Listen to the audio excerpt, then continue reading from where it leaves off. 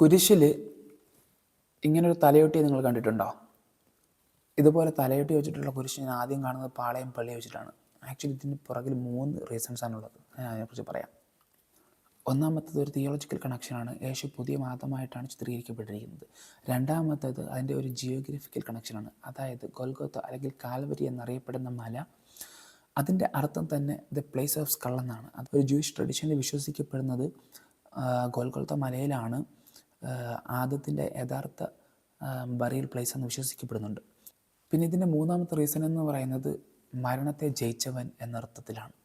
ആദത്തിൻ്റെ burial place ആണെന്ന് വിശ്വസിക്കപ്പെടുന്ന Calvary മലയിൽ പുതിയ ആദമായിട്ടുള്ള ക്രിസ്തുവിനെ റെപ്രസെൻറ്റ് ചെയ്തുകൊണ്ടാണ് ഈ കുരിശിൻ്റെ താഴെ ഈ തലയൊട്ടിയുടെ സിമ്പൽ കൊടുത്തേക്കുന്നത്. അതായത് ക്രിസ്തു മരണത്തെ ജയിച്ചു എന്നതിനർത്ഥത്തിലും, അതുപോലെ കാൽവരി മല ദ പ്ലേസ് ഓഫ് സ്കൾ എന്നറിയപ്പെടുന്നതിൻ്റെ അർത്ഥത്തിലും, ആദത്തിൻ്റെ തലയൊട്ടി എന്ന രീതിയിലും ക്രിസ്തു മരണത്തെ ജയിച്ച് പുതിയൊരു ആദമായിട്ട് നമുക്ക് റെപ്രസെൻറ്റ് ചെയ്യുന്നു എന്നുള്ളതിൻ്റെ അർത്ഥത്തിലുമാണ് തലയൊട്ടി കുരിശിന് താഴെ ഇവിടെ കൊടുത്തേക്കുന്നത്.